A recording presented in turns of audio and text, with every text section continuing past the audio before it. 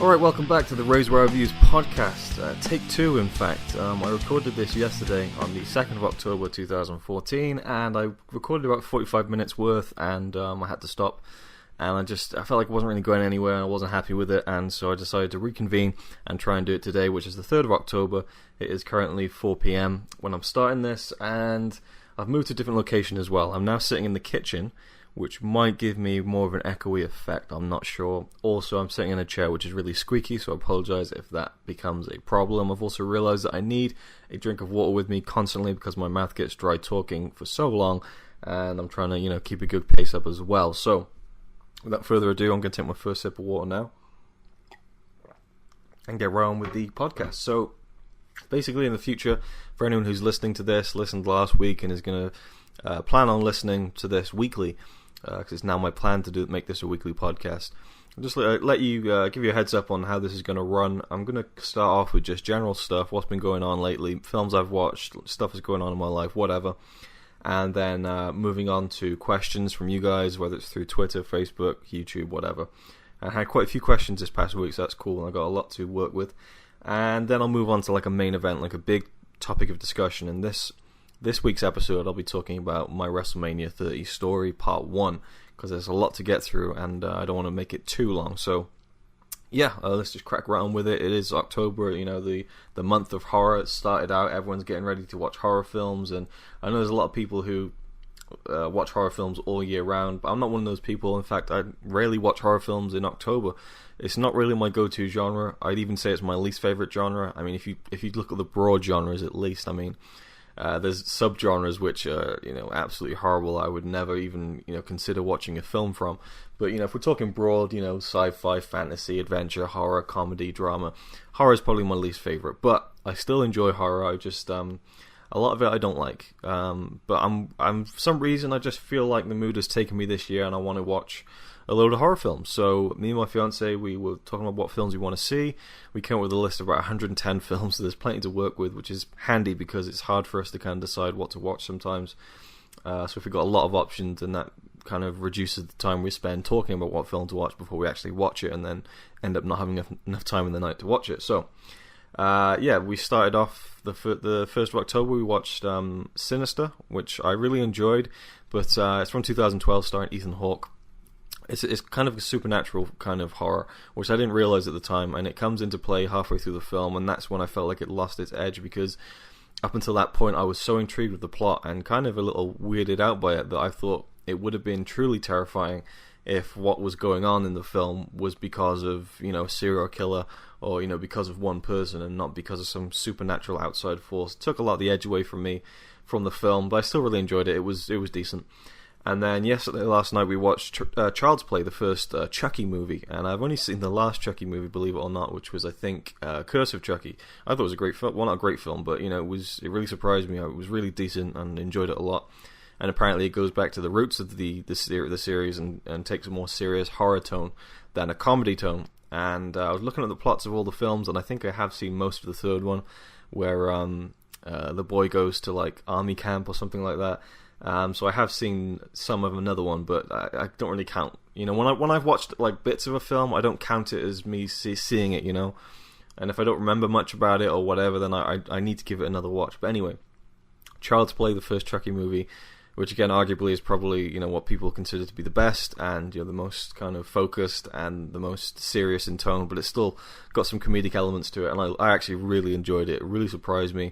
The way they handled the Chucky doll, or the good guy doll, and the fact that he was talking to this boy, but we never saw that until probably like almost an hour into the film. It felt like they spent a long time waiting until almost the first half of the film. It almost could have been that the kid was just crazy and he was doing all the stuff that Chucky was doing, because we didn't really see. It was just, I loved that about it. But then of course it gets to a point where it's like, no, this really is just a serial killer, or whoever the guy was, played by Brad Dourif.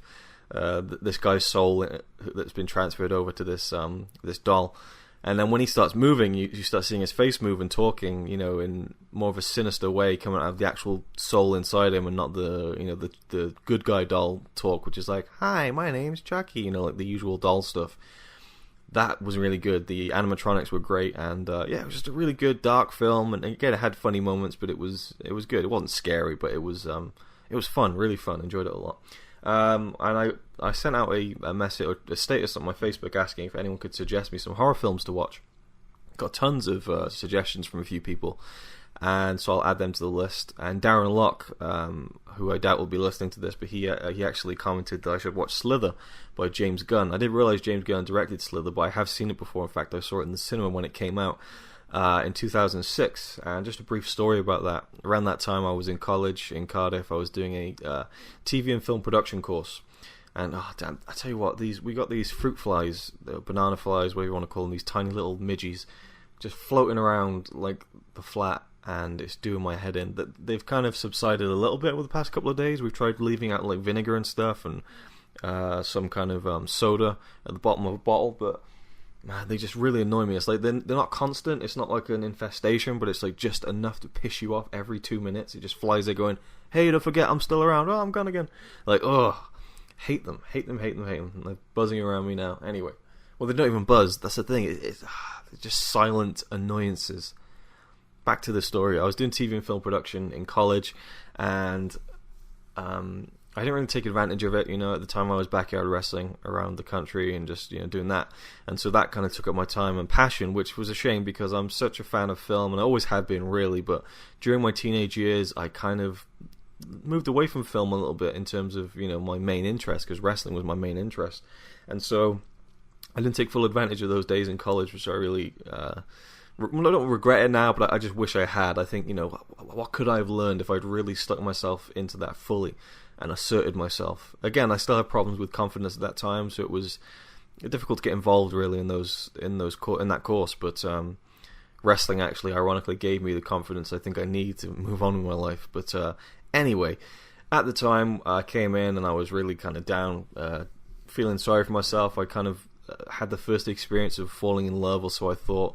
There was this girl, a woman to me it seemed, in the class. She was quite a few years older than me and just seemed quite, I don't know, exotic, I guess. Just the fact that it was an older girl and I really was attracted to her. And, we talked and we were friends and stuff, and really just liked talking to her. And, yeah, I just completely was besotted with her. But it was one of those things where I almost felt like that thing in Star Wars. You think a princess and a guy like me? No. Just no. Just don't even think about it. It's just no chance. So I left it. And then like a year later, I started going out with my first girlfriend. And around that time, I found out that this girl from college felt the same way about me. And she told me that people in the course would kind of tease her about it. And I just thought, oh man, what could have been, But everything happens for a reason, or maybe not, who knows, but everything has happened up until this point, and I'm very happy with my fiance, so, it's all worked out. But just, at the time, I was really down about it, and it was affecting everything, and I wasn't sleeping much. Yeah, it really got to me. I was lovesick, I guess. And I came in the morning to college, and we were watching a scene from Seven, and we were supposed to be analysing this chase sequence, and I just couldn't be asked, so I just left, just walked out. I was like, I'm not doing this. And that was the thing about college. It was too easy to just kind of leave. You were there of your own devices. It wasn't like school, and so there was a freedom to that. But also, that with that freedom comes too much of a temptation to just not go in. And that kind of happened a lot to me, really. And again, I could have learned so much. But anyway, I left and I went. It usually would take me like an hour to get into college. Where I lived, I would take a bus. There was a bus stop right outside my house, which was handy. Which would take me 10 seconds to get there. Get on the bus, and then it takes me to Cardiff, which would take about half an hour in the morning, and then a bus from Cardiff city centre to the college, which is outside of the main city centre, and that would take 30 to 40 minutes, mainly because it went down this huge road, this one long road that had just traffic lights every 50 feet. It felt like it would just take so long. So I got a bus back from college into the city centre, stopped off on the way at this Tesco I found. I hadn't been there before, and I was I'll go and get something to eat. So, being the healthy, conscientious teenager that I was, I bought, of course, a very healthy meal of a packet of Tesco Value midget gems, which were about 31 pence, but tasted so good. And I think a bottle of peach-flavoured sparkling water. So I spent less than £1, and that was going to be my cinema snack. I thought, I'm going to go see a film, and I don't understand what the point of that was. I'm sick of sitting there watching, analysing a film. I'm going to go watch a a film. Yeah, it just seemed, thinking back on it, what was the reasoning, the motivation behind that? But I went anyway. Went to the cinema in Cardiff City Centre and just went to see what was out. Don't know why I picked Slither, but I did. Film started up and I was like, oh cool, Nathan Fillion, who I'd just seen the year before in Serenity. Went to see that in the cinema with my dad, and at the time I thought that was like the next Star Wars. I was blown away by it. Still love that movie. I didn't watch Firefly. I think I watched that in 2007. So Serenity was my first experience with the Firefly franchise, I guess. And again, I felt like it could have gone on for. It could have been a huge series, but it didn't have enough clout behind it to get going, I guess, with another sequel. But the fact that film got made is brilliant anyway. So if anyone hasn't seen Serenity or Firefly, go check them out. But yeah, Nathan Fillion was in Slither, and I really enjoyed that. And I think Elizabeth Banks was in it also. She was good.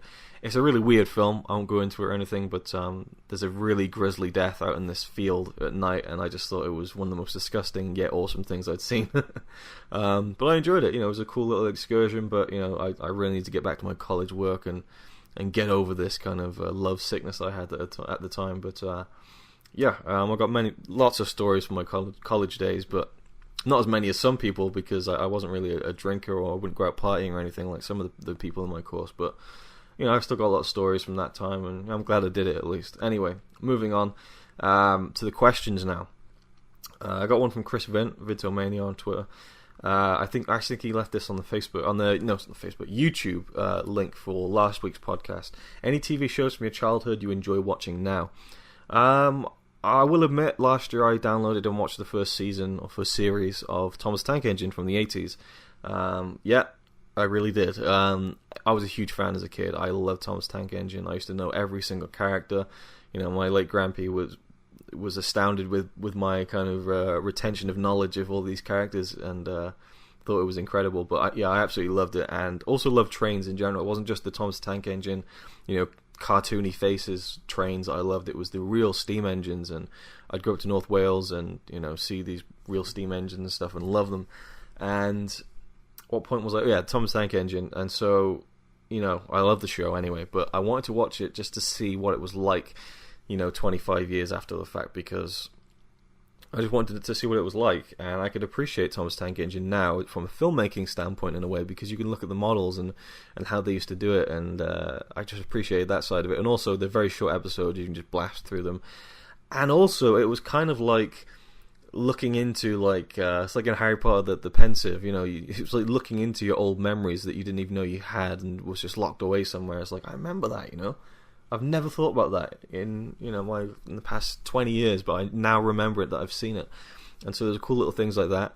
And when I was a kid, I also wanted to start up model train. I want to get one of those huge model train set pieces, like in I don't know what you even call them, but in Beetlejuice, the model town that's in the attic, like that, but a big train track, and that kind of thing. And I went to a shop in Cardiff. They had little model trees and the grass and the fences and the trains and the tracks. And my dad kind of wanted me to get into scale electrics, and I just wasn't really that interested, so that didn't really happen. And it was quite expensive, so I don't blame him for not indulging me in that desire to collect model trains, and what would I even do with them now anyway? So, so I enjoyed watching Thomas Tank Engine, but it was merely kind of an exercise to see what it was like, just to revisit it. But to really answer the question, a show that I really enjoy watching now from my childhood has got to be The Simpsons. I decided to kind of restart watching them a few months back. I have most of the DVDs of the first 8 or 9, 10 seasons, except for 4 and 5, I think. So me and Connie, my fiance, we started watching from episode 1 in chronological order. We're near the end of season 4 now, and it's been a few months, and we kind of watch it every day with dinner, which is really fun.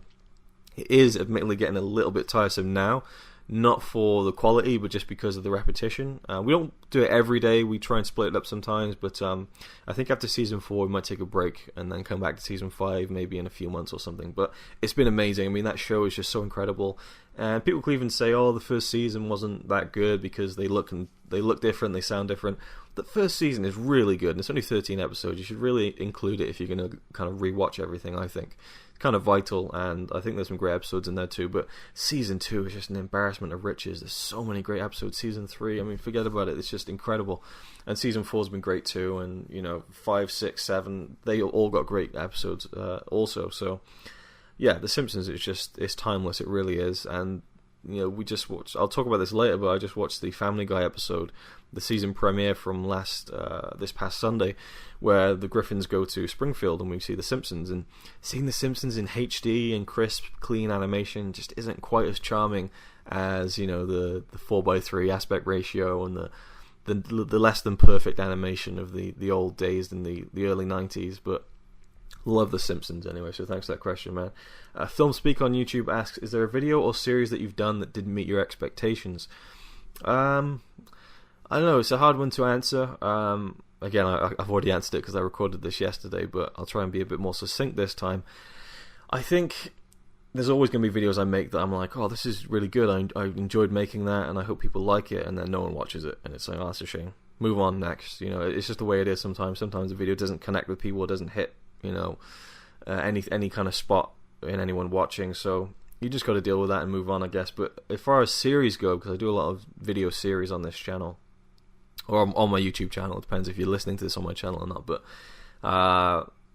well, actually, I'll tell you what, the road to episode 7, I started that in, I think, February 2013, and I'll finish it in December next year. Just a running kind of video diary of the news coming out of the new Star Wars film, episode 7, but also like other things that are happening in the Star Wars world now that Disney has acquired all the rights and they're making spin-off films and things like that.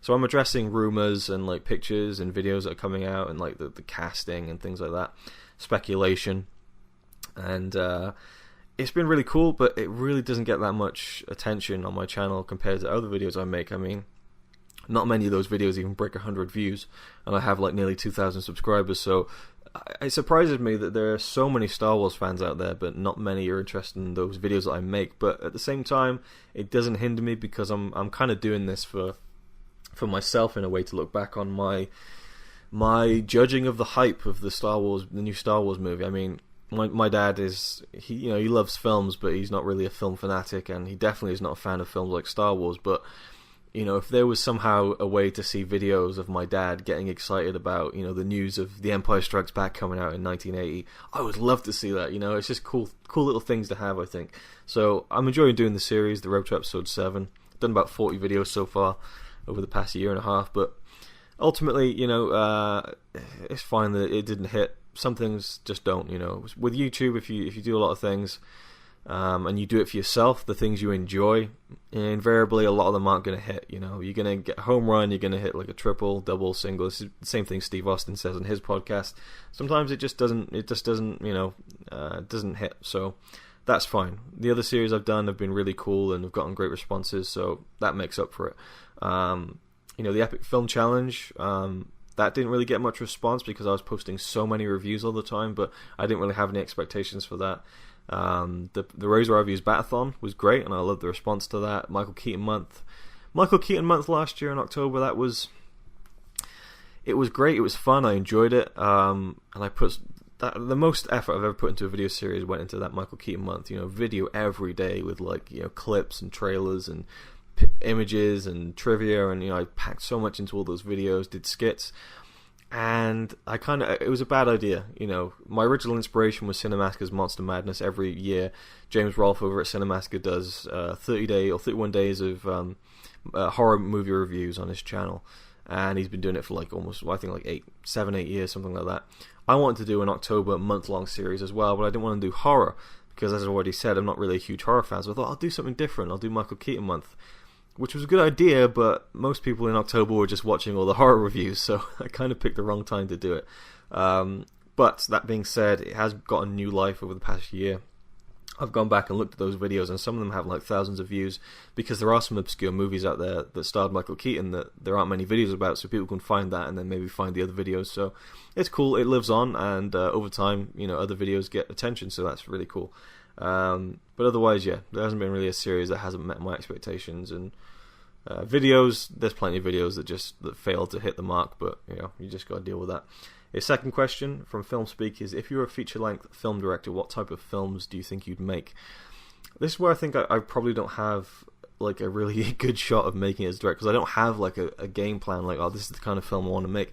I want to make all kinds of films, you know. I just want to do all sorts of things. I mean, I would love to do just a straight drama and have access to like the best actors and just write a great story and, you know, just, you know, film it well, but mainly just let the performances tell the story. And, you know, I'd love to do something like that. I would love to do a great romantic film. I would love to do, you know, a really kind of different take on a romance story. I would love to do almost like a throwback to like the 20s, like if you go to Sunrise, A Song of Two Humans, which is at its heart just a romance film. Well, not really. There's a bit of melodrama. That's almost like a fairy tale in a way. You have this story about these two, this married couple kind of reconnecting and rekindling their love together. And, you know, it sounds like a straight, you know, romantic drama, but there's a lot of special effects, and, you know, the way that it's shot is so otherworldly at times, and just using different ways of filming and, you know, abstract stuff, you know, almost, again, expressionism back in those days. But I'd love to do something like that. That would be cool, to kind of incorporate older kind of, you know, styles of filmmaking into, you know, contemporary stories and dramas and things like that.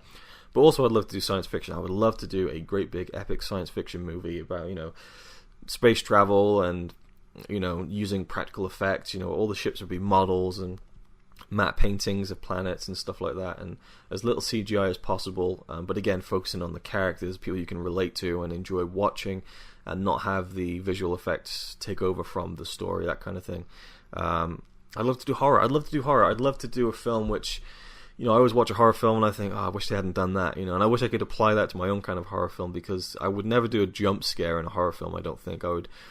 For me, the scariest things are the things you can't quite make out in the shadows, you know, and I wouldn't want to reveal them. It's just things like that really creep me out, and so I would love to explore that in a horror film.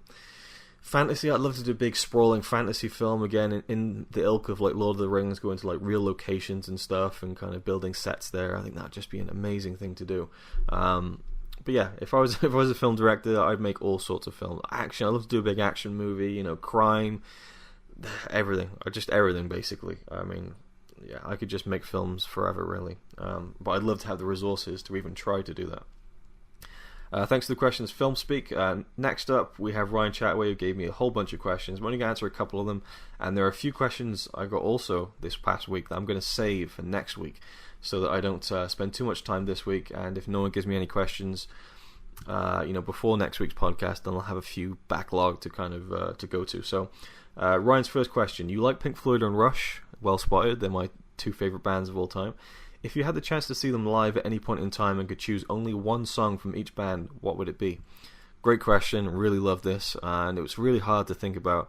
But for me, with Rush, my second favorite band, I think I would love to see them perform in 1979, just after, you know, Farewell to Kings, Hemispheres.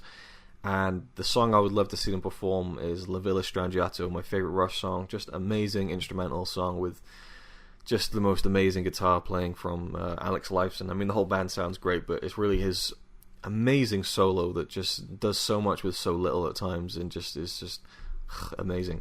Pink Floyd is a really hard one, because I just love Pink Floyd so much, and there's so many different eras I would love to see them perform live in. But I think deep down it would probably be in 1977, and I'd love to see them perform Shine On You Crazy Diamond. But then on the other end, I almost want to see them, you know, play Dogs or even Pigs. Three different. There's a gig from 1977 in I forget where it is, the Olympic Stadium in Montreal in July 1977. I actually wrote a book that's centered around this gig, and I kind of novelized the whole kind of gig, because I had the bootleg recording, and I kind of like included everything that the band was saying in between songs and stuff. It was a really in-depth thing. I really enjoyed doing that. But Pigs, three different ones from that particular show is just awesome. Just such an angry version of it. I love it. But yeah, deep down, probably a 77 show, Shine On You Crazy Diamond. If not, just a 75 show, Shine On You Crazy Diamond.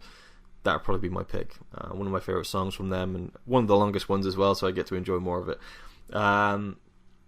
Number 2, is there a TV show you watch all the time that you never talk about? Not really. I'm just going to take another sip of water here. Actually, it's not water, it's some nice cold water with a dash of Granat Player. or Blåbar Soft, I believe, which is really nice. A TV show I watch all the time that I don't watch TV shows that often. I always feel, well, these days I always feel like I should watch a movie instead of a TV show, so it's difficult for me to kind of work up the enthusiasm to watch a TV show. There's definitely not a show I watch all the time except for The Simpsons. I guess you could call this a show, not a TV show. Every Monday on Cinemaska's YouTube page, they post James and Mike play video with James Rolfe and Mike Matei sitting down and just playing like an old game. Just a relaxed kind of Let's Play style video. I watch that almost every week, so I never really talk about it, but I love that. And me and Connie watch it all the time with dinner usually as well, so something we enjoy together. But, TV shows, there's not really many. I kind of get into them and then I get out of them. I think 2013 I got into Breaking Bad, Game of Thrones, and then that was it. The Walking Dead is one that I always watch, but I talk about that, so there's not really a kind of show there that I don't really mention, at least. But again, I already covered The Simpsons. I watch all the time right now anyway. He has 2 more questions, and I'll leave them till next week. And he had a 5th question, which is Razman style a catchphrase or way of life? And his options are A, a catchphrase, B, a way of life, or C, both. I'm going to say that Razman style is not a catchphrase, it's a way of life.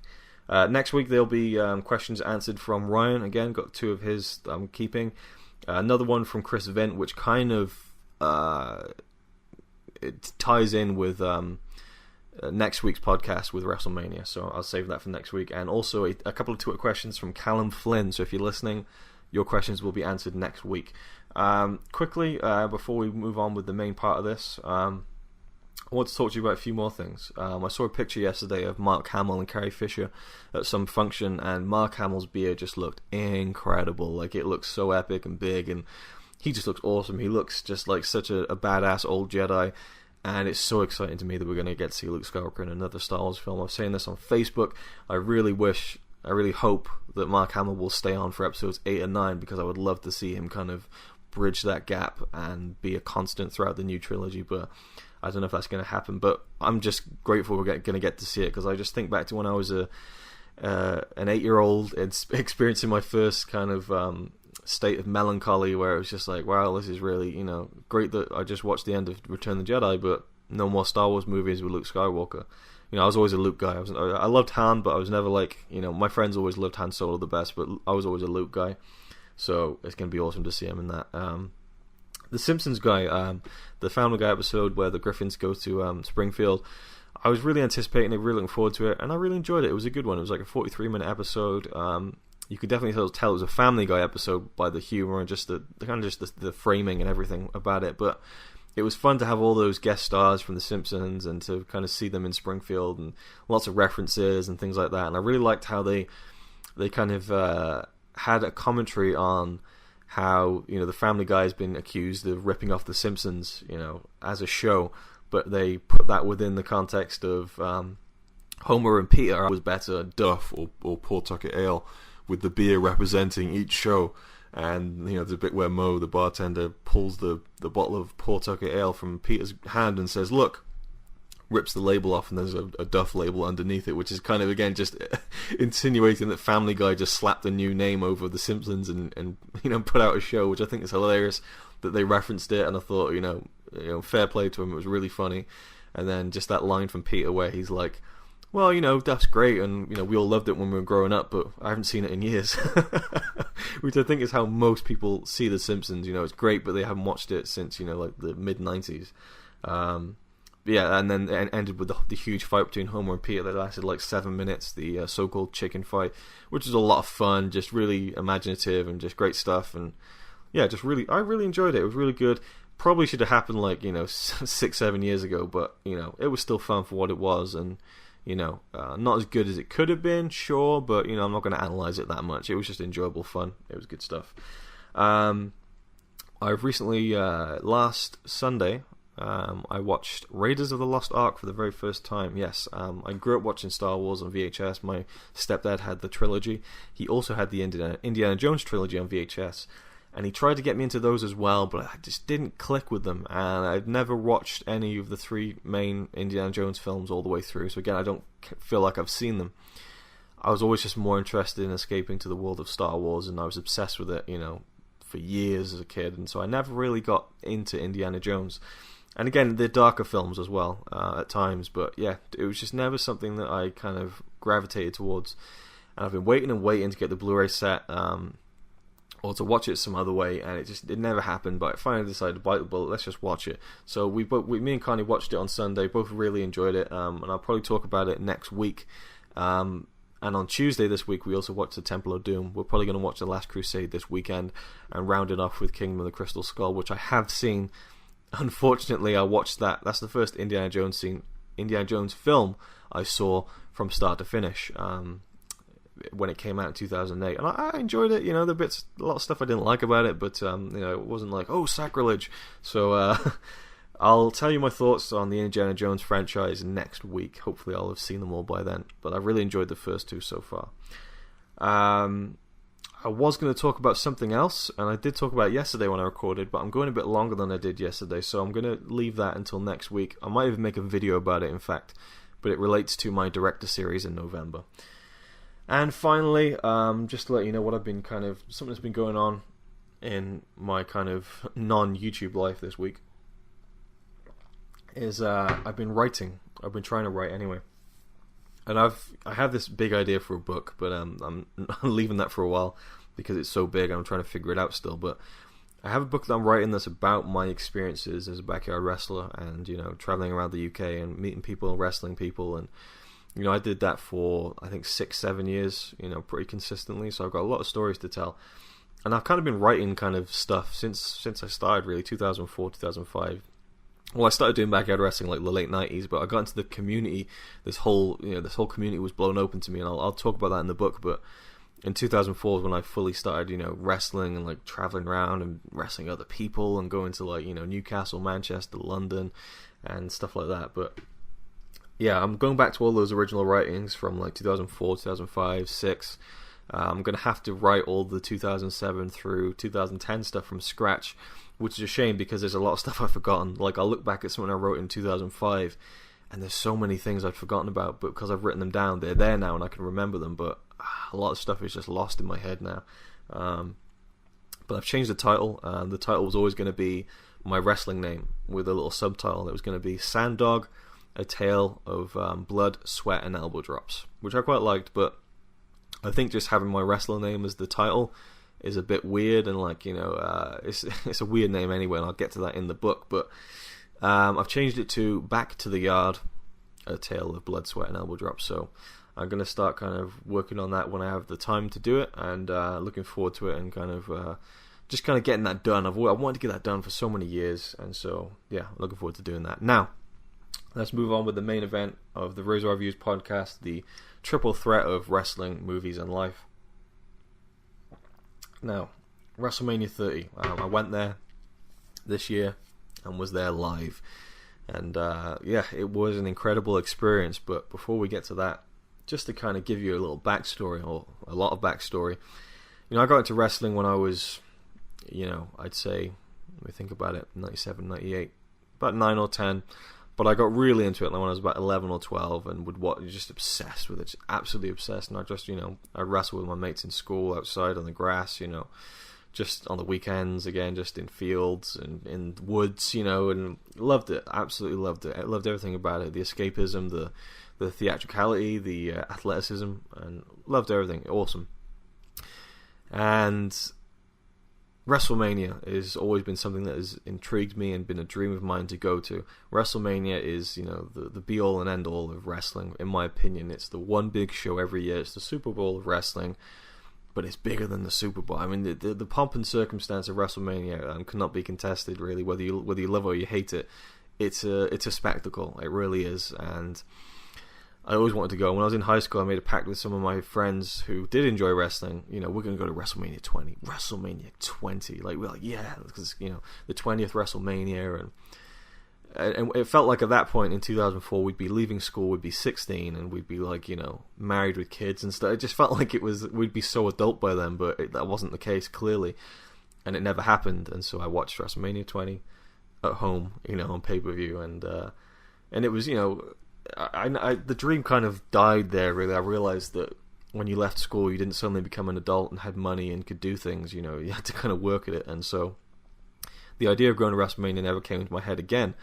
Until, I met my fiance, and when I did, I was going through a wrestling phase. I go through phases of liking wrestling or not, and I was through a big wrestling phase when I met my fiance, and so I got her into wrestling. Unfortunately, it was like late 2009, and she loved Shawn Michaels, John Morrison, and Rey Mysterio, and within about a year of her getting into wrestling, Shawn Michaels retired, John Morrison left, and Rey Mysterio was kind of gone every 3 weeks. So she lost interest pretty quickly, but she still really liked it. If there was a really good match, she'll watch and enjoy it, for sure. But I brought up the idea of going to WrestleMania, and she said she would love to go to one like that. But that's just in theory. That's just saying that you'd like to do something. It's not saying you will actually do it. And it was WrestleMania 28 in 2012. The Rock versus John Cena. Really excited about it, and went over my mates and watched it, and there was a little advert during WrestleMania where it was like, next year, WrestleMania 29 in New York, New Jersey. And I was like, what? They're doing WrestleMania in New York next year? Because to me, it always seemed like they were going to do WrestleMania 30 in New York City, because the first ever WrestleMania in 1985, Madison Square Garden, New York City. The 10th WrestleMania, the anniversary edition, in 1994, was in Madison Square Garden yet again, New York City. WrestleMania 20, 20th anniversary, Madison Square Garden, New York City, and then, the 30th, it seemed like it was only a logical thing to do. But if you've seen the True Story of WrestleMania documentary, you'll know that Vince McMahon, he wanted to move out of doing WrestleMania in buildings like Madison Square Garden. Not that that's anything against a legendary building like that, but it only seats like 25,000 people, not even that. He wanted to continue to do WrestleMania every year in huge stadiums like 50, 60, 70, 80, 90,000 seat stadiums. And from WrestleMania 23 onwards, that's exactly what they've done. And so WrestleMania 29 was announced to be taking place in New Jersey and New York. I think in the MetLife Stadium in New Jersey. And I was like, wow, we could go to WrestleMania, but we could go to New York as well. We could tick two off the list at the same time. How amazing would that be? And Connie was like, yeah, that's awesome. So we were thinking about it. But at the time, she lived with me in Wales. She'd moved over from Norway, where she's from, and she was getting ready to move back. We'd given it a year, and then I was going to try a year over here. So she was moving back really around the time that we would have had to have bought kind of the travel package to go to WrestleMania 29. So the dream kind of died really, and I almost made a video like the beginning of the WrestleMania 29 story, but I'm glad I didn't, because it would have been annoying that it didn't end up happening. But when it comes to WrestleMania, there's two ways you can do it. You can, obviously if you live in the city it's happening in, you can just buy a ticket and walk in on the day. It's pretty simple. But for people like us in Europe, across the pond, really you have to probably go for the travel package, and you need to buy that like 9 months beforehand in the previous summer, before, the next April when WrestleMania usually takes place. Or you can go the route of just getting last minute tickets and last minute flights and just going over there for a couple of days and just doing it, and you'll get like nosebleed seats, but you'll be there, you'll be at WrestleMania. The travel package, you're kind of guaranteed a good seat at WrestleMania, but you also get other things and that go along with it that's worth the price. So I always felt like the travel package would be the way to go, so we would at least guarantee decent seats, and that we'd have like a lot of things taken care for us. So yeah, there was no way we were going to be able to do WrestleMania 29, so forgot about it. And then WrestleMania 29 happened, and it would have been great to be there because it was so epic, and I love the open outdoor arenas. But it wasn't to be, unfortunately. And again, it was tough seeing all the wrestling YouTubers go over and have a great time, and see the sights in New York. It's like, damn, it would have been so good, And then WrestleMania 30 was announced to be taking place in New Orleans, Louisiana. Cool, fair enough. A bit of a, in my mind, I was like, I thought it'd be a bigger, city, and I don't know what I was thinking. It can't be in New York again, so I don't know what, California or Chicago, I don't know, somewhere like that. I know California's not a city, but somewhere in California, Los Angeles, for example. I don't know. So I wasn't sure. Wasn't sure if I don't know why I'm saying I wasn't sure. I didn't feel like New Orleans kind of jumped out at me like, you must come to me, you know. No, it just, but somewhere along the way, you know, we had the money to do something, and it was going to be a trip. And I said, why don't we go to WrestleMania 30? WrestleMania 30. Just think about the 30th one, 30 years of WrestleMania, and we could go to it. You know, how awesome would that be? You know, The Undertaker's still going. We'll definitely get to see him at least. You know, CM Punk, we'll get to see him live in a big match, and you know, Triple H probably. And who knows, maybe The Rock will wrestle again. And Connie was like, well, you know, yeah, that would be cool. I heard that New Orleans is a great city, but you know, just WrestleMania. You know, WrestleMania was never going to be enough for Connie to go. And then that's when the whole thing kind of formed in my head. Much in the way that this podcast is kind of forming in my head as I go. I was like, hang on a second, right? What if we go to New York, right? And I'm going to just take a sidestep here and just completely go off, well, not off point, but go off onto something else. For anyone who doesn't know, anyone who's listening to this outside of the UK, even if you're in the UK and don't know about it, there's a service in the UK called megabus.com.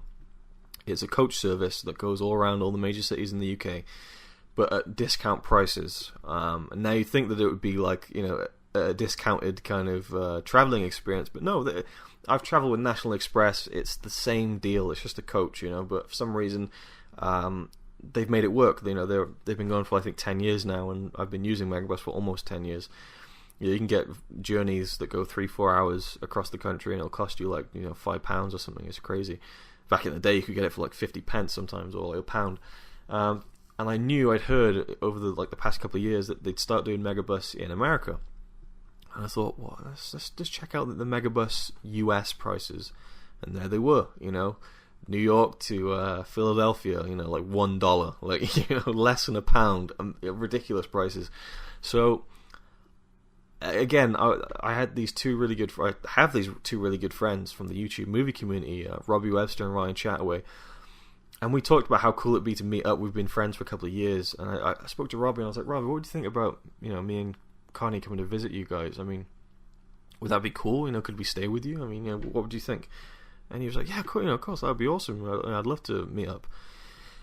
And I was thinking, right, so you live in Rochester, which is like, you know, quite far away from New York City, but still in New York State.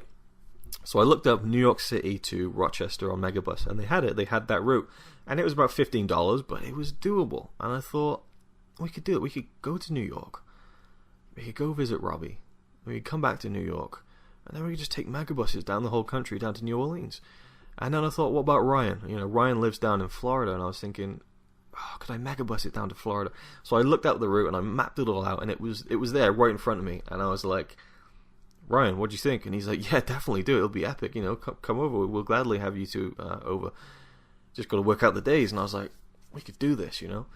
And I brought it up to Connie, and she was getting excited about it. And she was like, you know, printing off the map in work and like, you know, charting the course and everything. And we decided to do it. We're going to go to WrestleMania, but we're not going to just go to WrestleMania. We're going to go to America. We're going to go to like 10 different states. We're just going to have the trip of a lifetime, you know. And so we did. And the first step was booking the travel package. So we, you know, found out when the travel package was coming on. Sean Blackford helped me a lot with that. And, you know, Sean, if you're listening, man, thanks for the patience, because I was constantly asking you questions. Sean is a WrestleMania veteran. He's been to tons of them. But I was like, you know, what happens here? You know, what are the seats like in this package? What, you know, what's this? What's that? Will you get this? What do I have to do here? Well, you know, and he was very patient, or at least it seemed he was being patient with me, so I appreciated that. We knew when the travel package was coming online, the day, and so we looked it up, and there's like different tiers. There's like the silver package, the gold package, the platinum package, the VIP package, and like the VIP, you're paying like thousands and getting all these, you know, the great treatment and stuff. But from what I'd heard from Sean and other people, the difference between the silver and gold package in terms of the seats at WrestleMania were not that steep. So we went with the silver package. I forget how much it was, to be honest. It would have been nice to have the prices to tell you, but it really wasn't that expensive. Of course it was when you can counter in me and Connie, but you can kind of book on your own, or you can book with 2 people, 3 people, or 4 people. And the more people you book, the cheaper it becomes. So we paid less than just a normal single package because it was both of us together. And we almost tried to get my friend Alex and his girlfriend to come with us. That would have been even cheaper, but he wasn't quite ready to lay down that commitment, I don't think, which is a shame. And then, of course, some of his other friends were like, we're going to go to WrestleMania 31. And he was like, done, I'll be there. And I was like, oh, that kind of hurt my feelings a little bit, you know. He wasn't that excited about going with me, but he was like, yeah, let's go with all these other guys. Anyway, so we booked it. And it was crazy. And Connie was like, I can't believe I've just spent that much money in one go. It was ridiculous. And to me, it was exciting, but in the back of my head, I was like, this isn't really going to happen. I'm not really going to go to New York and Florida and New Orleans and WrestleMania. It's not happening, you know. Something's going to happen. I'm going to break my leg before we go. We're not going to be able to get travel insurance, or I'm going to get kicked out of the country, or whatever. Something is going to happen. This whole thing is going to fall apart, and hopefully at least we'll get the money back. That was my pessimistic view of it, but, you know, the months crept on, and we booked that in like the summer of 2013, with WrestleMania 30 taking place in April of 2014. And then we started to book the flights at the end of 2013, and we'd looked at the flights before the travel package and figured out that using Norwegian.com, the main kind of airline in Norway is just called Norwegian. The flights from here, where we live, to New York are not that expensive, and so we did it. We booked the flights to New York, the flight back, and then we figured out how we were going to do the rest of it, and it was mainly a megabus. We had another flight at the end of the trip, but it was mainly megabus, and so we were booking the megabus as well, which, you know, when you add it all up, it wasn't like cheap, but it was very cheap considering we kind of went around the whole East Coast of America, and did so much and went so far. Definitely on a budget there, which was great. And again, the megabus trips, I'm not going to go into the whole trip we had because I'll be here forever, but and if you want to know more about those trips, you know, there is a video series. I mean, I filmed so much, the video series, yes, the trip of a lifetime is up on YouTube. There's 8 installments so far. There'll probably be like another 30 or something crazy like that. It takes me a while to edit them, but yeah, the trip itself, you know, the megabus coaches, they weren't ideal, and there are a few that were quite bad actually, but you know, it was what it was, and we got where we needed to go, and that was all that mattered really. And it was an experience as well at the end of the day, so that was cool. So where was I now? There's so much to kind of get through. The hotels. When we booked the hotels, that's when the real cost starts rolling in. That was the main thing. I mean, our accommodation, and you know, if you stay tuned for the video series, you'll see all the hotels we stayed in. Our accommodation varied from, you know, a hotel that once at one year won the award for like the dirtiest hotel in America.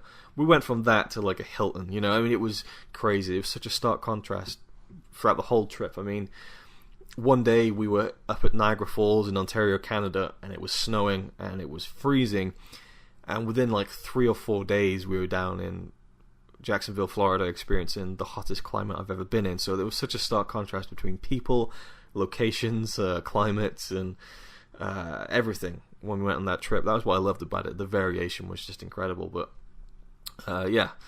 so the hotels again varied, and we found really cheap ones, which were, you know, we got what we paid for. But there was also like a really good one, I think in Philadelphia. Like, it was quite cheap, and it was like a really nice place, and the room was like an apartment. It was incredible. I wish we'd stayed there longer. But so that's what you got to do. You got to book the travel package. You've got to book the flights. And, you know, if you're doing a big trip like us, you had to book the hotels and the coaches and things like that. So yeah, I mean, we did look into Greyhound coaches to see what the prices were like. They were ridiculous compared to Megabus. Megabus, again, some trips we paid, you know, a fair amount for, but some were like, you know, $5 for, you know, like a 4-hour ride. So really good. Again, a trip on a budget in some cases. The travel package for WrestleMania consisted of your seat at WrestleMania, you know, WrestleMania 30. You're in the stadium. You're watching, you know, the show you're there for on the Sunday of the WrestleMania weekend. You have 4 nights accommodation in a hotel, and there was 2 different versions of each package. You know, there were tiers, but also versions. You either get the 3-night package where you stay Friday night, Saturday night, Sunday night, you go home, or the 4-night package where you stay Friday, Saturday, Sunday, Monday night. And with the Monday night, you also have a ticket to Monday Night Raw. So we did the 4-night one. So we had accommodation in the Marriott Hotel, New Orleans, for the Friday night, the Saturday night, the Sunday night, and the Monday night. And we had tickets to the Hall of Fame ceremony in an arena in New Orleans on Saturday night, a ticket to WrestleMania in the Mercedes-Benz Superdome on the Sunday, a ticket to Monday Night Raw in the same arena as the Hall of Fame on Monday night, and also tickets to the Access Convention on Saturday and Sunday, which is kind of like the WWE convention kind of thing. You meet wrestlers, that kind of stuff. And we also got like $50 gift cards for this restaurant / bar, which I'll get into, Pat O'Brien's or Pat O'Brien's, however it's pronounced. So, needless to say, we did the trip, and I'll just run through it very quickly for you. We flew from Trondheim, Norway, over to New York City. We stayed in New York for about, I think, 5-6 days, something like that. Got coached from New York City up to Rochester, New York, about 6 hours upstate. Stayed with Robbie Webster and his wife. They were really hospitable, really friendly, really nice. Again, I'm friends with Robbie, so, it was obviously we were going to get on, but, his wife was lovely, and again, we had a great time there. It was awesome. Stayed, I think, 2 days, maybe 3 or 2 and a bit. And they also drove us up to Niagara Falls. We crossed over the Canadian border to Ontario and saw the other side of it, which was amazing. It was great seeing just like a natural wonder like that. It was epic. Went back to New York City for just like about 8 hours, I think. We went to see a film that day just to kill some time. It was Divergent, by the way, which was quite good. Surprised me. Then we went down to Philadelphia. From there, we stayed in Philadelphia for a day. Then we went to Washington, D.C. We stayed there for a day. Then we went down to North Carolina, South Carolina, passing through to Atlanta, Georgia. We stayed in Atlanta, Georgia for a day. Nice city. Although I can tell why Robert Kirkman probably set some of The Walking Dead in there, because some of the parts just looked like a ghost town. I took a picture that looked just like a scene from The Walking Dead. Speaking of The Walking Dead, we watched the season 4 finale of The Walking Dead live on AMC in our hotel room in the Hilton in Atlanta. So that was really cool to watch, like, the finale of a show in the town, the city where they make the show and where it's been set. I thought it was really cool. It was a good finale too. And speaking of Walking Dead, it's starting up, I think, next week or the week after, so that should be cool. Moving on, we went from Atlanta, Georgia down to Jacksonville, Florida. We stayed with Ryan and his wife for a couple of days. That was awesome as well. Again, very hospitable. We had a great time. We went to St. Augustine, which is like a really old city or old town, I guess, of America. And again, just like a really cool fort we went to. And again, you'll see all this in the video series. There's so much more to come. Went back up to Atlanta, Georgia for a fleeting hour visit. Got another coach from there to Mobile, Alabama. We stayed there for a day, and this was where we kind of vegged out and just kind of really relaxed. We went out for like an hour or so, then we just kind of stayed in the hotel room, which is like a roadside motel hotel, but it was in the middle of Mobile. But it had one of those pools, and I was like, oh, it's got a pool, this is going to be awesome. But it was just horrible, man. It was just no. I don't think it was even open, but it just looked like I would never go in a pool like that. Anyway, I don't want to get too much into the trip, but we stayed in the hotel room most of the day and just kind of tried to recuperate from the 3 weeks of just constant, just moving, traveling. It really takes a lot out of you, and again, I will get into this. Why the hell not? Before I went to America, I was trying to lose weight, and I actually lost quite a bit doing DDP yoga. Bang! And I lost quite a bit of weight, and then I was like, right, this is all going to go back on in America. And again, we were just having like pancakes for breakfast. We would just pop, just like eating really badly for the most part. And I mean, we'd have like a steak dinner every now and again, but we didn't eat great in America. Got back, weighed myself, and I was the same weight I was when I left.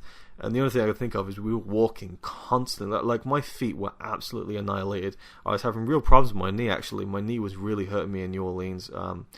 Just constant walking. I mean, one day we walked, I think, for about 5 or 6 hours. That was the day we did the Brooklyn Bridge and got lost in Brooklyn.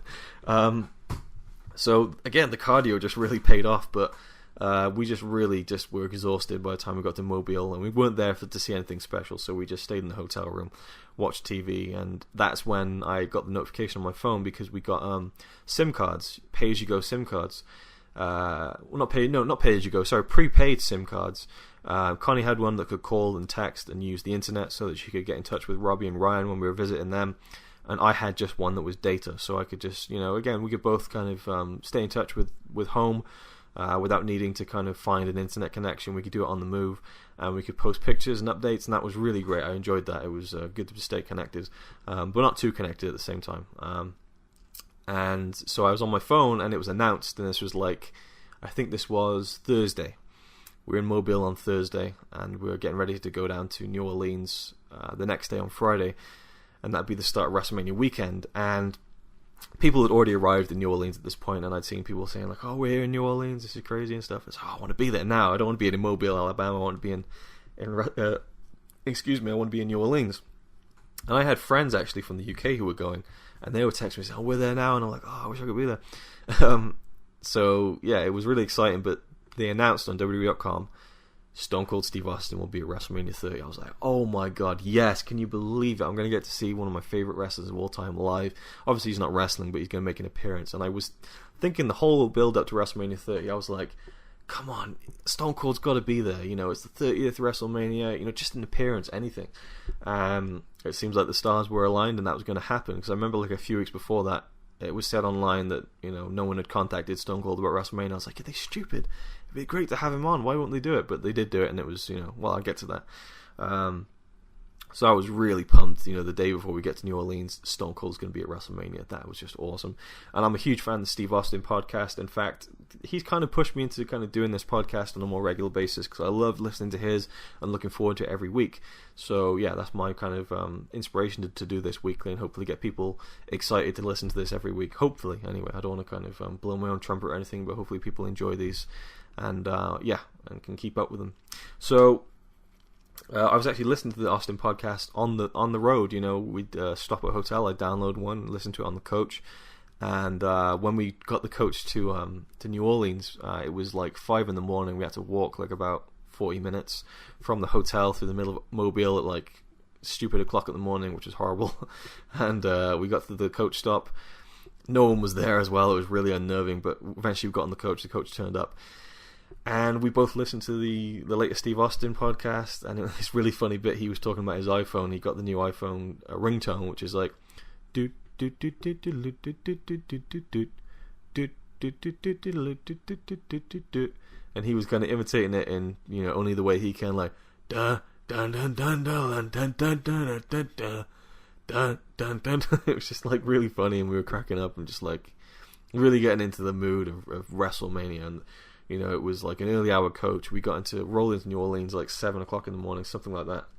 The sun was just coming out, and oh god, the coach went past the Superdome, you know, and I was just like, oh my god, there it is, and it just looked huge and larger than life, and it was like, this is happening, oh my god, yes.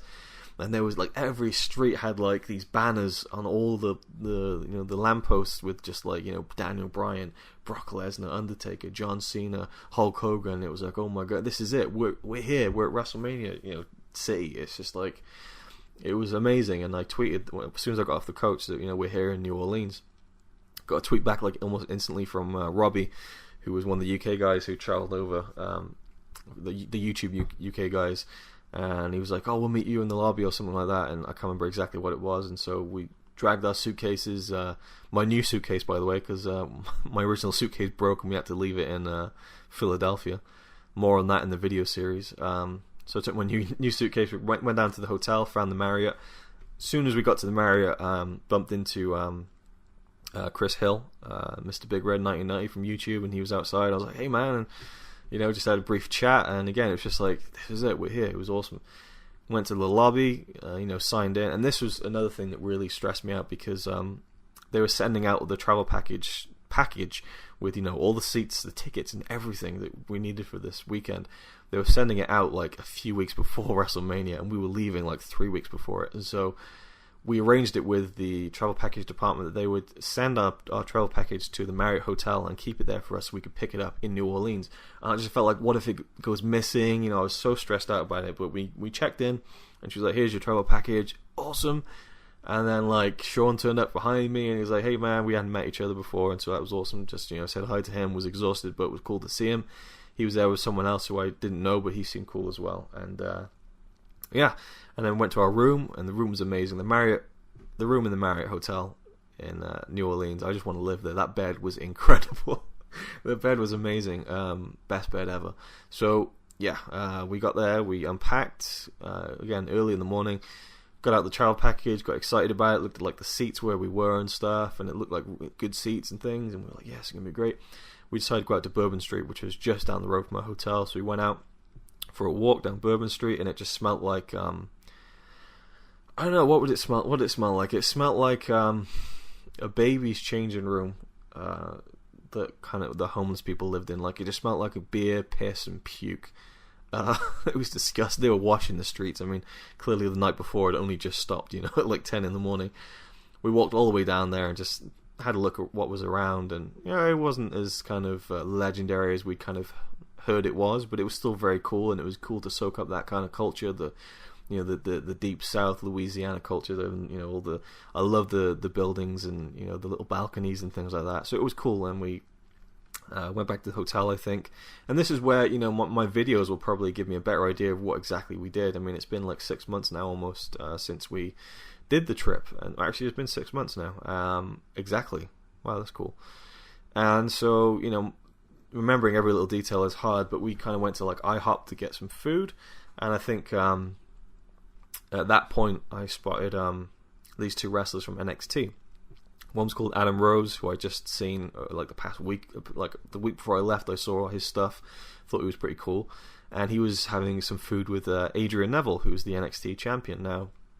Not to go into it too much, but I kind of knew him from back in when I was a backyard wrestler. Well, I didn't know him. He was in the same circles as I was, and he's like really good friends with people who I'm really good friends with. So it was kind of like, wow, a guy from back home and who used to do what I used to do, and I think at this point it doesn't really matter. It's not going to hurt him, the fact that he backyard wrestled, and who's listening to this anyway. But Adrian Neville used to backyard wrestle and was in the same circles as me, but he kind of left and went pro just as I started getting into the community. So I was at an event that he was at, but I never really spoke to him that much.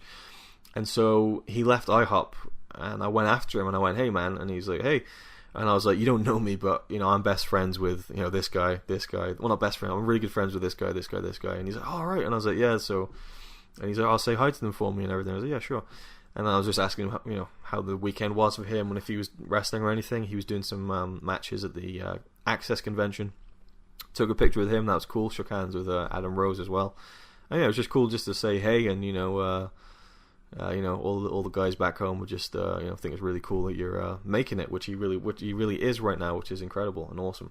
So it's cool to bump into him or run after him and say hey, and take a picture. Because again, as much as I can say, I used to be in the same community as him, you still really kind of look up to him, and he's kind of like a cool person to meet in terms of being a wrestling fan. And then I think we sat down in IHOP, had some nice food, and like Carlito walked past, and it was like, wow, this is cool. Went past a hotel, I think it was the Roosevelt Hotel, where all the big wrestlers were staying, and people were just lined up outside and were just like, trying to get autographs and stuff. We kind of hung around to see if anything was going on. We're just like, yeah, it's not about hanging around here all day, let's go do something else, just see more of the city. So we went around, we went down to the WrestleMania Superstore, I think it was called. So we had to find the convention center, which is where the Access shows would be. And so we thought it'd be good just to know where that was as well for future reference. And so we found that and actually met up with an old friend of mine from, again, backyard wrestling days. But this is a really good friend of mine. We were really close at one point, and haven't seen each other for years. And that was what was really funny. It's like, wow, I haven't seen you in like 3 years, and the next time we bump into each other is in New Orleans for WrestleMania. It was awesome. But to actually get to the Superstore, you had to go through the convention center in New Orleans, and kind of where the hotel was, we'd walk around this down this road and across another road. We get to the convention center, and it was on the side where the wrestling stuff wasn't. The wrestling stuff was at the other end, so we had to walk all the way through the convention center, which took like 15 minutes. It was ridiculous. I mean, the first time it just felt like an age, but you get used to it after going there for a couple of days. But it just seemed like it was going on forever. It was like some kind of joke, But we got there and we saw like the door to Access and the door to the WrestleMania Superstore, and Access was going on all week, but we only had tickets for Saturday and Sunday. So I went to the WrestleMania Superstore. I think it's a WrestleMania Superstore, a WrestleMania store. Had all the merchandise there and stuff, and I met Gav and a couple of other guys were there, Brendan, Adam, and it was just really cool to see Gav there, and we just stood there talking for like half an hour, just catching up and bringing up old jokes and things. It was really great to catch up with him a little and just talk about their experience in New Orleans and stuff. They were doing it a bit differently than us, and so it was really, really cool to meet Gav. That was a highlight for me of that weekend. We didn't actually meet up with him again. We planned to, but it just you do your own thing. You can plan to do stuff with people, but when you're off in different groups, it's hard to kind of connect that much. And honestly, I was just happy just being with Connie and just doing our own thing, kind of thing. But it was fun to kind of meet up with Gav and again meet the guys from the UK YouTube wrestling community, who a lot of them seem to have stopped making videos now, really, but You know, I really enjoyed their videos back in like 2011 and stuff, and I'd always talked to them. So it was really cool to meet Robbie and Sean in particular, and that was cool. And again, we bumped into each other throughout the weekend, which was good stuff.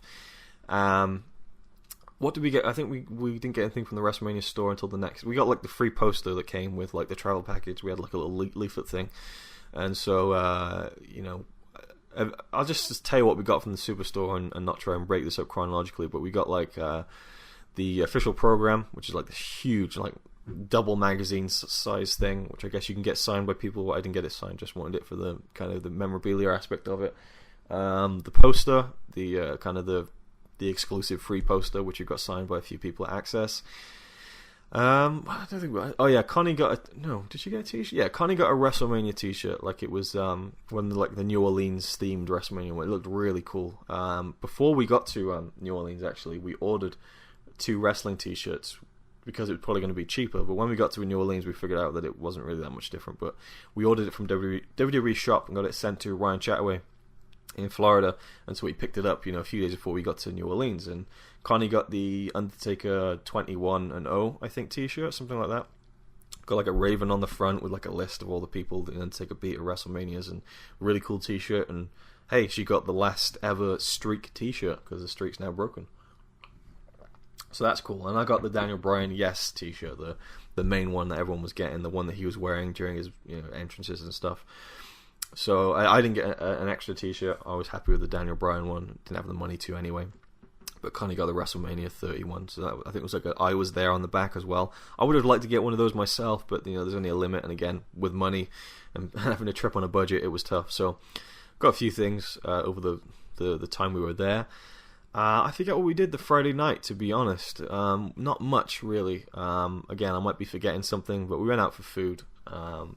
And again, my memory bleeds over. But one night we went to Bayou Burger, which was incredible. Actually, I'll tell you what we did. We went to try and go to Pat O'Brien's, which is the place on Bourbon Street where you can get you got a $50 gift card with from the WrestleMania travel package. Every time we went there, it was packed. It was absolutely heaving. It was like the whole world was convening in Pat O'Brien's, bar and restaurant, and we asked them, how long until we can get a table. They're like, oh, probably about 3 hours. It's like ridiculous. It's like we got this $50 and we're just never going to be able to use it because it's always busy, and every time we come here, it's always packed. So we went to Bayou Burger, which was a really nice bar. We got had wrestling on, had SmackDown on big screen TVs. Probably one of the best burgers I've ever had. It was incredible, like a bacon burger. I think it was just awesome, so good. Yeah, and we just got some stuff from like the CVS, just the convenience supermarket, I guess you could say. Got some bits and pieces from there, and not much else really. But yeah, Friday I think that was it really. We just kind of went to sleep and kind of got rested up for the weekend ahead. So Saturday we went to the Access convention for the first time, and again this was like lots of queues, but it was fine, no big deal. We went in, and this is where I was kind of like, oh, should I bring a camera? And I've heard you're not supposed to kind of film in these things. So I thought I'll film stuff on my phone, so there should be footage of that in the trip videos at some point. But it was a great setup. They had like loads of big posters, big like signs, and like they had like a hall of, well, like a big kind of enclosure with loads of WrestleMania. Actually, no, it was just general memorabilia of wrestling. They had like a WrestleMania section, but it was like general stuff as well. Like they had like an Ultimate Warrior like tribute, and Austin and Shawn Michaels and stuff. They had a couple of statues in there, like a life-size replica of Andre the Giant, a new life-size statue of Bruno Sammartino. They had loads of stuff there, and it became clear to me that there was no way we were going to get to meet like really cool people. At this convention, you need to pay like $150 to meet people like John Cena, to meet people like Shawn Michaels, Undertaker.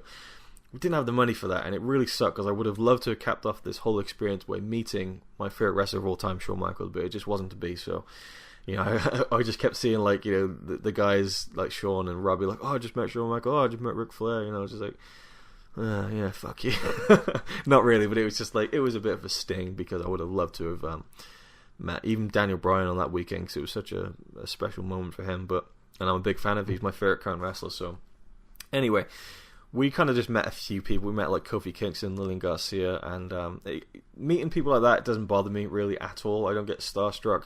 And I don't really have much to say either. With Kofi, I was just like, hey man, cool to meet you, and he just seemed to appreciate that. Just, nice small talk, nothing involved, nothing too kind of like, oh my god, I love you, what was it like when you did this? She's like, hey man, cool to meet you. And he was like, oh cool man. He was really nice. So was Lillian Garcia. I got a picture with them, and then Connie got them to sign the poster so she'd have something to kind of do. And I'm not sure if she got a picture with them, but Kofi was like, I like your tattoo, because she's got a half sleeve tattoo, and Lillian Garcia said, I love your hair. So it was like a double compliment for her, because she had like a red streak through her hair at that point, I think. So she was really happy with that, and that was cool, because she likes Kofi as well. And I'm a big fan of Kofi, so it was cool to meet him and get him to sign the WrestleMania 30 poster. And then we went to meet The Miz, and this is when it started to get really shitty, because the queue was not that long, but it was just taking so long to move, because they had kind of a disabled line on the side, and every now and again The Miz would get down and chat with those and give those people extra time, which is more than fair enough, but it seemed to happen all the time. And then the camera crew turned up, and they started filming promos with The Miz, and then he was like, goofing off to the camera and showing off, and it just took so long. And we were there for like an hour and a half maybe, and it was just like, the longer we stayed, the longer we realized we have to stay, because we've stayed here this long. We got up to like 3 people until The Miz was about to leave, and we saw that Damian Sandow was about to change over. Oh my god, it would have been such a I mean, I like The Miz, I know people hate him, but I actually quite like him. And Damian Sandow, though, no, just no interest there. So I was like, oh, we've waited this long. We just got in. We were like the last people to meet The Miz. So quickly ran up, shook his hand, got him to sign the poster, even though at this point he was signing just pieces of paper to just throw at people. But I was like, no, I want my poster signed. I've stayed this long.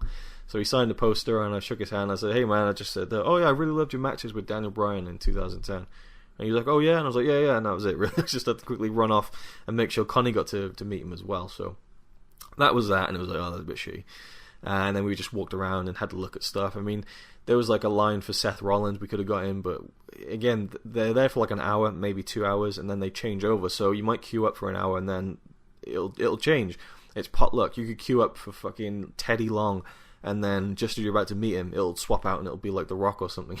Okay, not that much, but it really was like the Wyatt family turned up unannounced and just did like a whole signing, and everyone just rushed to that thing. We almost tried to get in there, but they were like, no, the line's just closed at this point. So that sucked. Didn't get to meet anyone really cool, but on the first day. But it was what it was, and then we left. Got ready for the Hall of Fame. I had these these black kind of like dress pants just to look a little smart for the Hall of Fame. I know people like to dress up, but I didn't have like a suit or anything. Just wore my red flannel shirt. And Connie dressed up a little nice as well. Again, nothing too elaborate, not a dress or anything, but we look smart.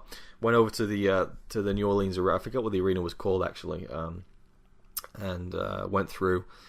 I had my phone with me, but my battery was dying, and so I wanted to kind of just film a little. The Hall of Fame ceremony. You get these legends going in, you get to see them do their speech and that, and it's a cool moment. It wasn't really a highlight I was looking for. It wasn't something I was like, oh, I can't wait for the Hall of Fame. Excuse me, but I thought it was going to be cool. We got in the building, and people going. I mean, I've been in like a few gigs before in arenas like that, but it was a bit more hectic with all the wrestling fans, I have to say.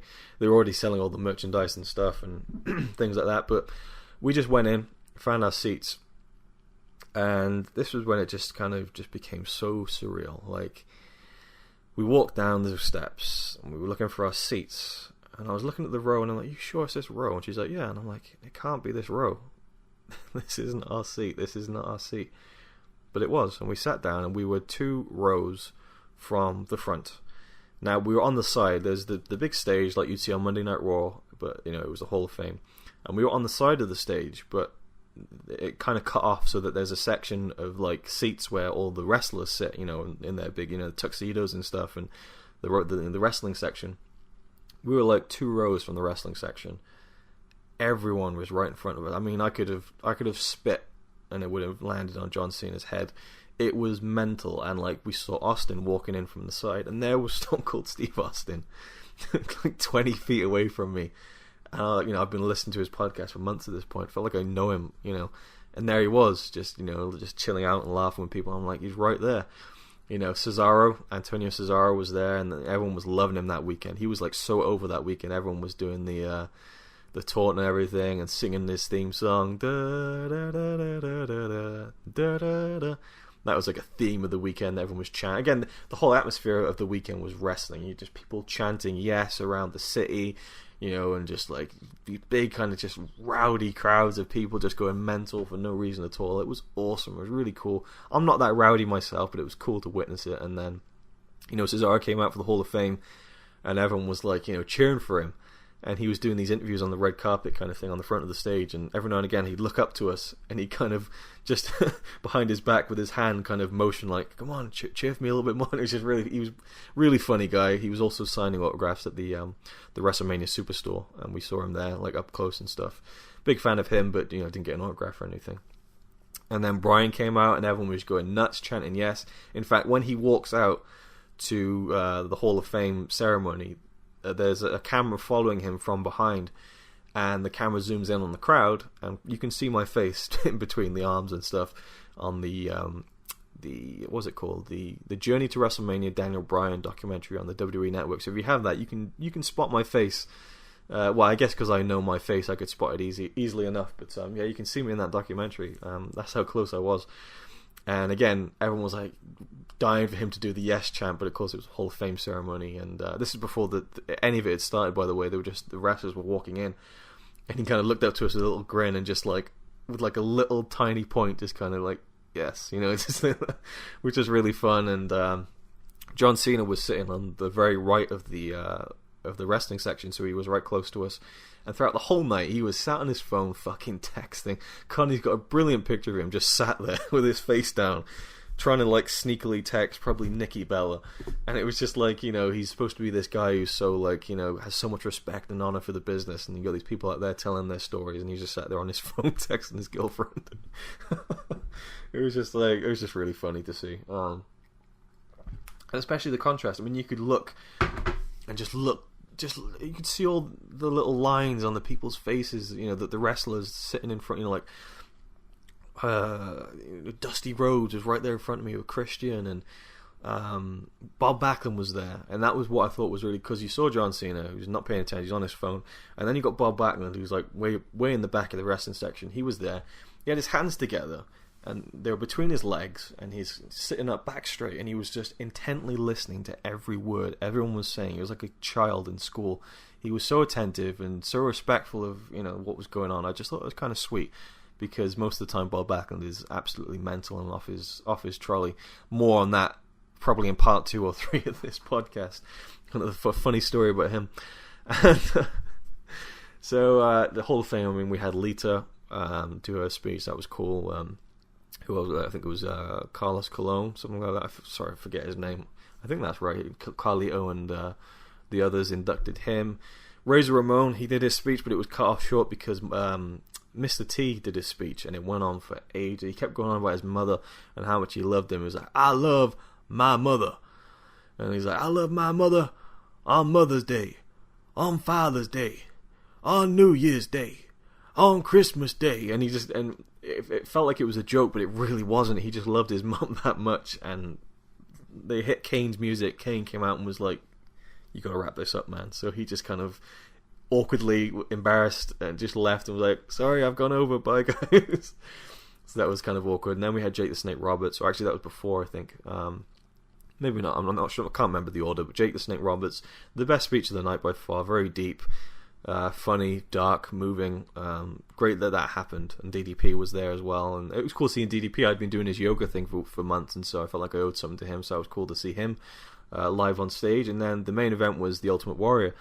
Never been a big fan of him, but I was intrigued by him, and before we went to WrestleMania 30, me and Connie watched like every WrestleMania. We watched like the key matches from every single year. We didn't watch the whole events, but we saw all the big Ultimate Warrior matches. We saw Warrior Hogan, Warrior Savage, and I kind of gained an appreciation for what he did. He wasn't a great wrestler, but he was a great entertainer and deserved more than what he got with that DVD, The Self-Destruction of the Ultimate Warrior. And it was great that they patched things up with him. And again, more on that later, because I don't want to get into his death now, but it was great to see that speech and to see his daughters there. I mean, again, they were right there in front of me, and it meant a lot to them, and for him to have them there. And it was a very nice speech. He kind of took a shot at Ted DiBiase, which is a bit uncomfortable, where he was kind of like acting as if they're all pals when really everyone knows that Ted DiBiase ripped Warrior a new one in that DVD, so it was kind of awkward. And I think even Steve Austin pointed out that was a bit of a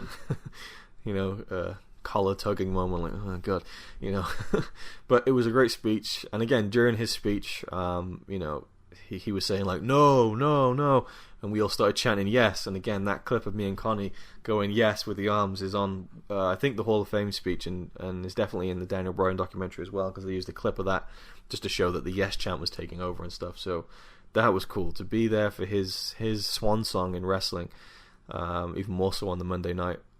Was pretty special and kind of sad at the same time.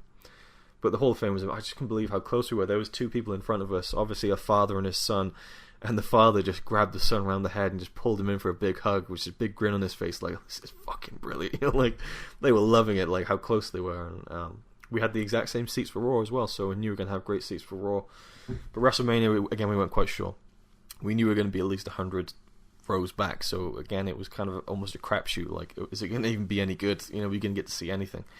So that was a Saturday night, and I think on the way back, Sean Blackford and the other guys, they walked back with us. We got to talk to them a little bit more there. That was cool.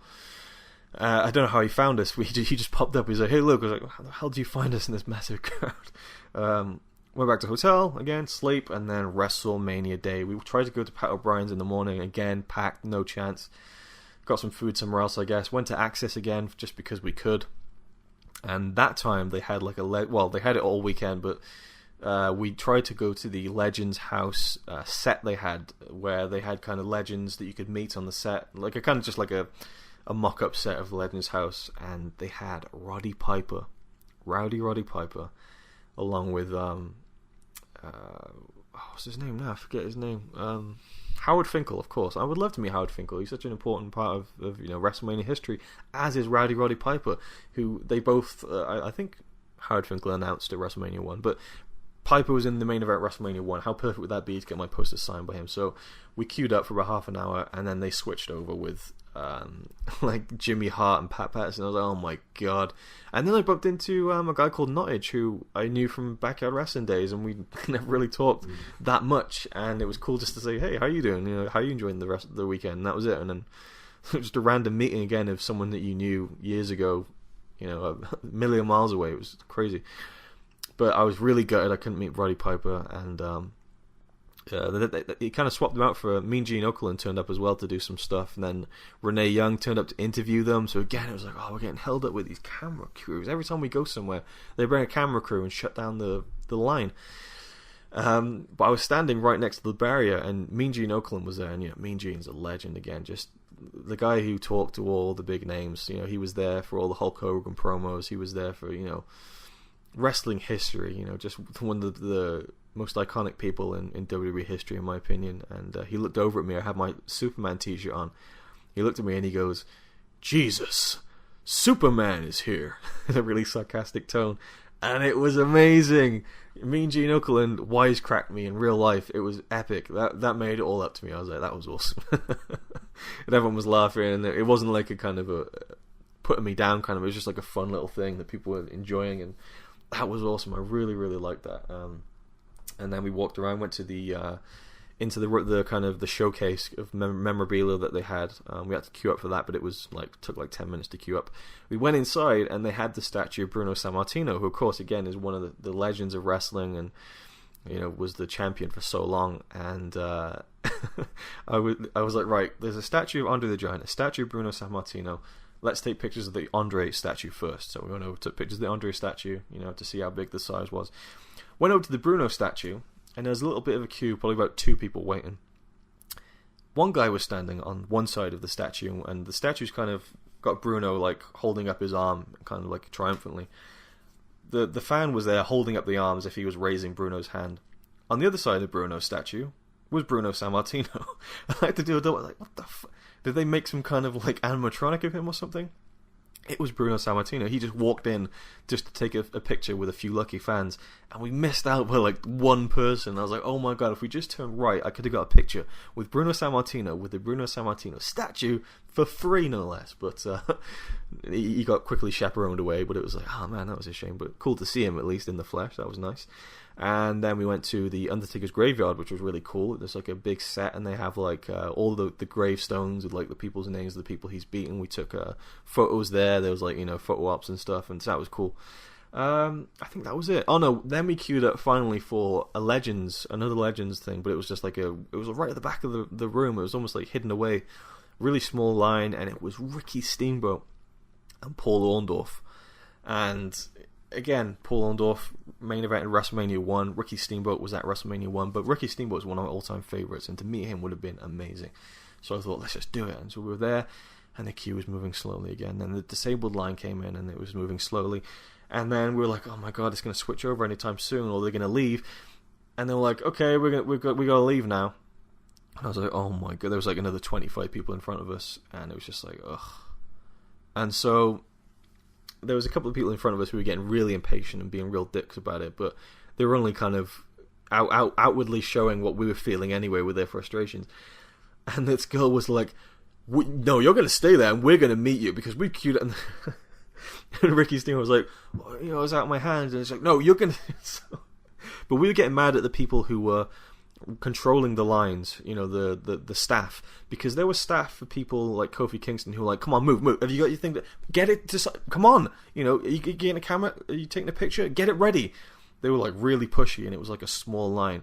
And then you had this one which was even smaller, and they were just like, yeah, just come on, come over here. You want to pick? Like the staff were really to blame there, not the the guys who were signing. But Ricky Steamboat, he just didn't seem to be having a good day. Honestly, like he was smiling for the pictures, but he just didn't seem to be enjoying it that much. And you kind of look at that and go, that's a shame. These fans have given you your life, and you're not that psyched to meet them. But then I thought, you know what? He's been doing this for 30 years. There's got to be off days where you just can't put a face on. So I didn't think too badly of him because of it. Paul Orndorff had to leave a couple of times. He was coughing up, and he just seemed to be in really bad health. In fact, at the Hall of Fame ceremony, he was bent over a couple of times coughing. I wondered if he is ill or has cancer or something. But he had an epic mustache either way. But we got up there, and no pictures now. No pictures. I was like, oh, that's what I wanted, was a picture. So I put my WrestleMania 30 poster down. Paul Orndorff signed it. Ricky Steamboat signed it. And I said to Connie, film me while I'm meeting Steamboat. So she filmed me, and I reached out to shake his hand. And I said, look, man, I know this is rushed and everything, but I just want to say it's either an honor or a pleasure to meet you, something like that. I said, and I held my hand out, and he kind of had the pen in his hand. He kind of shook my hand while he had a pen in his hand. It was just a really limp handshake, and he just kind of looked up at me, like looked straight through, and was like, "Yeah, there you go." It was just like, oh my god, that was the worst ever. Like I was like, "Hey, man, this means a lot to me." Yeah. There you go. Okay. But it was a really rough situation, so I don't think any less of him. It was just a shame. So then we left, I think, took pictures and stuff like that, and I think it's Rob Schamberger, is that his name? The guy who does the amazing wrestling portraits. He was outside doing this massive mural that was awesome. I stood and had a little chat with him about it and asked him how long it was taking him and stuff. He was a really nice guy. He was really friendly, and we had a very brief chat, but it was cool to talk to him. And then we went to I don't know where we went from there, but we got ready for WrestleMania. We went to Pat O'Brien's. We finally got to Pat O'Brien's on the Monday, so we'll talk about that in part 2. Sorry. So WrestleMania 30. I wanted to film stuff with my proper my camcorder, but I was concerned about taking it. Now, when we went to the arena for the Hall of Fame ceremony, they checked our bags, but they were just like, yeah, next. They didn't really look at all. So I thought it would be okay to bring my camcorder to WrestleMania 30 to film some proper like HD footage, and not just my phone, which was not good for video. I wanted memories to last a lifetime. And so we went to the stadium, the Superdome, had our tickets, and we got there, and the queues were absolutely... I mean, you got to think about the fact that there's like 75,000 people going to this show, something like that. At least 70,000. I mean, I know that WWE likes to fudge the figures every now and again, but it was a big show, and there was a lot of people, and it was getting hot, and I was getting bothered, and I was like, oh my god, just we should just come when the lines were gone, but then we might miss it, I don't know.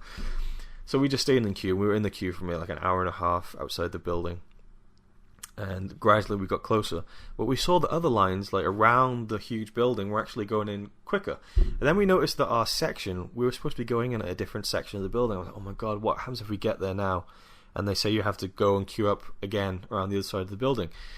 But it was fine in that sense. But basically they kept saying on the megaphone, the queue is congested here. There's plenty of room on the other gates of the building. Please go around there.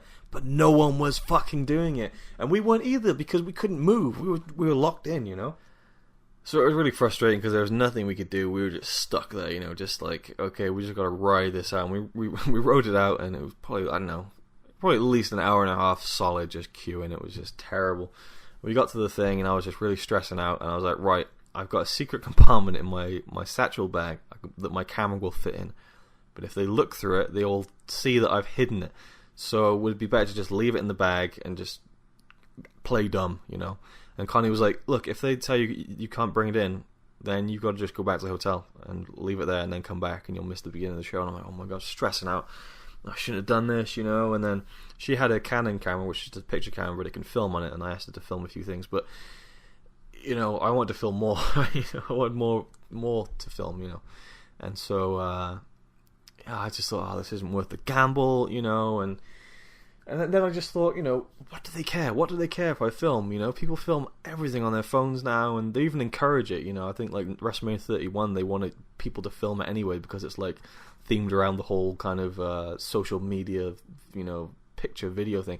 Anyway, so we got there, and excuse me, there was a guy there, and he was looking through the bags, and then there was a woman there looking for the bags. So I gave my bag to the woman. She opened it and she looked inside my bag. It had Connie's Canon camera and my Canon camera. She looked around, handed it back to me. No problem.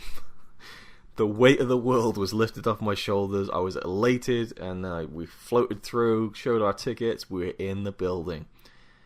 And then we got into more queues. And it was like the craziest thing ever. Like, you couldn't move, people were pushing you, and there was no way to get anywhere. There was just too many people. It all congealed on one side of the building, and I read afterwards that there were problems with people who came in that side, and it wasn't spread out enough. People weren't listening to, you know, we would have listened, but there was no way for us to get around because the people in front weren't moving. So it was just a fuck up from all accounts in terms of getting into the building. And I remember saying out loud, just sandwiched in between these two guys, we are never doing this again.